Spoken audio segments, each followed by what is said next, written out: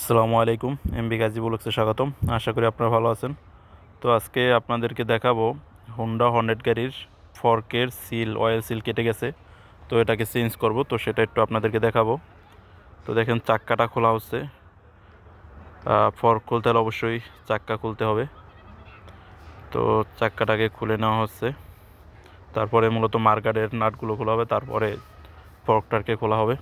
তো দেখেন চাক্কাটা পিছনে দিয়ে দিচ্ছে, যাতে গাড়ির ওয়েটটা পিছনের দিকে থাকে, সামনে যেন ঝুঁকে না পড়ে।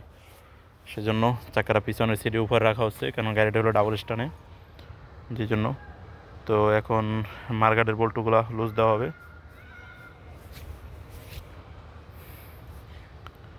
মার্কারের বল্টুগুলো লুজ দিয়ে মূলত ফর্কটা খুলবে। তো আমার যে মূলত না ফর্কের যে মেইন যে এটা নাটটা, ওইগুলো খোলা হচ্ছে। না, বল্টুটা দুইটা বল্টু থাকে উপরে, তো দুটোটা বল্টুই লুজ দেওয়া হচ্ছে। এই দুইটা একটু মোটামুটি লুজ দিলেই ফর্কটা নিচের দিকে টান দিলে খুলে যাবে, নিচ থেকে ফুল পাইপটা বেরোয় চলে আসবে।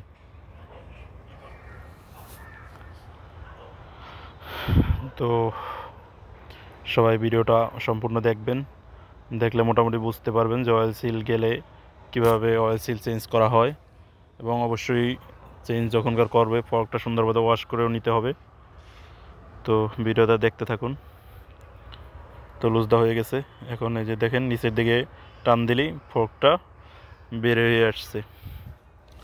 তো দেখেন এই যে অলরেডি কিন্তু বের হয়ে গেছে। তো এইগুলো মূলত আমার একটা গেছে, ওই পাশেরটা যায় না, যে জন্য আমি শুধু একটাই খুঁজতেছি এবং একটাই কাজ করতেছি। যদি ওইটা রয়েছে যেত হয়তো দুটোটাই করতাম। তো শুরুতে ফর্কের অয়েলের যে বল্টুটা সেটা খোলা হলো, এবং এখানে দেখেন এই যে বল্টু এবং একটা ওয়াশার থাকে, এবং এই যে স্প্রিংটা ভিতরে যে স্প্রিং থাকে তেলের ভিতরে, তো এই স্প্রিংটা এবং এই যে তেলগুলো ফালানো হচ্ছে অয়েলটা। তো অয়েলটা সম্পূর্ণ এভাবে করে ফালাই দেওয়া হবে। দেখেন ফর্কটা কি পরিমাণ ময়লা হয়েছে, প্রচণ্ড। দেখেন এই যে মানে একবারে গাত হয়ে গেছে গা। তো অবশ্যই ওয়াশ করা উচিত, এগুলো কিছুদিন পর পরে আপনার ওয়াশ করা উচিত। তো আমার যেহেতু অয়েল সিল গেছে, এই জন্য আমি একবারেই এটাকে চেঞ্জ করলাম, এবং যেটা আছে ওটা আমি ওয়াশ করব। আজকে সময়ের কারণে আমি দুটোটা একসাথে করতে পারতেছি না। তো এই যে দেখেন যে অয়েল সিলটার যে লকটা খোলা হচ্ছে। যে অয়েল সিল ভেতরে একটা গুনার একটা লক থাকে, যে কারণে অয়েল সিলটা আটকে থাকে। তো এই হলো সেই লক, এবং ভিতরে একটা বল্টু থাকে, বল্টু দিয়ে উপরে মাথাটা আটকানো থাকে যে পাইপটার সাথে। তো ওটাকে এখন খোলা হবে।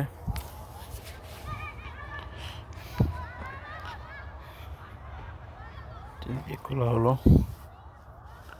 এই যে এল দিয়ে ঢুকাইয়ে ওটাকে লুজ দেওয়া হবে, যাতে এটা একবার বাইর হয়ে যায়।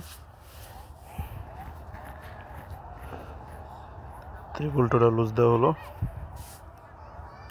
দেখেন এই যে ফর্কের ভিতর থেকে যে একটা আপনার এটাকে কি বলে, সিলিন্ডার নাকি, যাই হোক। তো এখন সুন্দরভাবে এটাকে ওয়াশ করে নেব আপনার কেরোসিন দিয়ে। তো অবশ্যই যখন গাড়িগুলো খুলবেন সুন্দর মতো ওয়াশ করে মুছে তারপর আবার লাগাবেন, যাতে জিনিসটা ভালো থাকে। তো এটাকে সুন্দর মতো কেরোসিন দিয়ে ওয়াশ করা হচ্ছে ভিতরে, যাতে কোনো আগের যে তেল বা ময়লা ওটা যাতে না থাকে। তো খুব সুন্দরভাবে ওয়াশ করতেছে, এবং এই যে স্প্রিংগুলো বা এটার ভিতরে যে যে মালামালগুলো থাকে সবগুলো সুন্দর মতো ওয়াশ করে নেবেন, যাতে তেল বা এটার ভিতরে যাতে বালু এসব কিছু না থাকে। এটা তো ঘষায় ঘষায় অনেকটা খাইছে আপনার জিনিসটা, জংয়ের মতো কিছু, মানে লোহা থেকে গুঁড়োগুলো বাইর হয়ে ওটার ভিতরে জিনিসটা অনেকটা ক্ষতি হয়েছে। তো সেইগুলো সুন্দর মতো ধুয়ে নেবেন, যাতে ওই লোহার কোনাগুলো ভিতরে না থাকে। ঘষার যেই দাগগুলো ওইগুলো সুন্দর মতো একটু ধুয়ে নিলে, যদি দাগ টাগ থাকে ওটা দেখা যাবে, থাকলে হয়তো আর কাশিজ দিয়ে ঘষা দিয়ে ওটাকে লেবেল করে নেবেন। তো সব জিনিসগুলো আমার ওয়াশ করা হয়েছে, সবগুলো নাট বল্টু পাইপ এবং সিলিন্ডার সবগুলি সুন্দর মতো ওয়াশ করা হচ্ছে। এটা হলো মূলত চাক্কার যে বোল্টটাও সুন্দর মতো ওয়াশ করে নেওয়া হচ্ছে। এই হলে সেই কাঙ্ক্ষিত অয়েল সিল, যেটার কারণে আমার তেলটা বাইরে বের হয়ে যেত, ভিতর থেকে প্রেসার ক্রিয়েট হতো না। তো এই সেই অয়েল সিল, তো এটাকে লাগানো হবে এখন। আর এই হলে সেই ফর্ক অয়েল, এই অয়েলটাই ডালা হবে 340 ml। তো এক একটা গাড়ির এক একটা মাপ থাকে, তো 100-এ 300 ml লাগে, তো এটাকে 300 ml দেওয়া হচ্ছে। যেই গাড়ি ওই গাড়ি দেখবেন ওইভাবে করা থাকে, ওরা মিস্ত্রিরা বলতে পারবে। তো এটা আমার নিচে একটু দাগ ছিল, তো এটা সুন্দর মতো ওয়াশ করা হচ্ছে।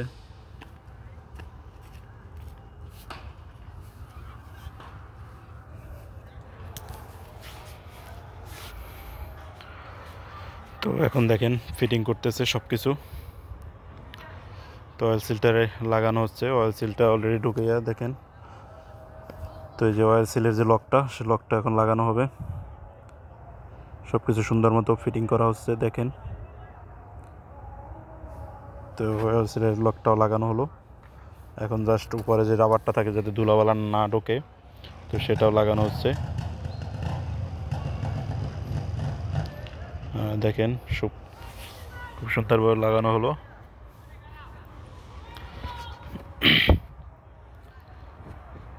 তো এখন অয়েলটা ঢোকানো হবে।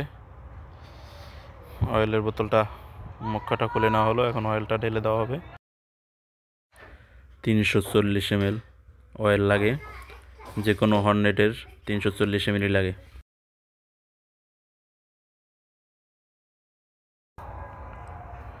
তো স্প্রিংটা ঢুকানো হলো।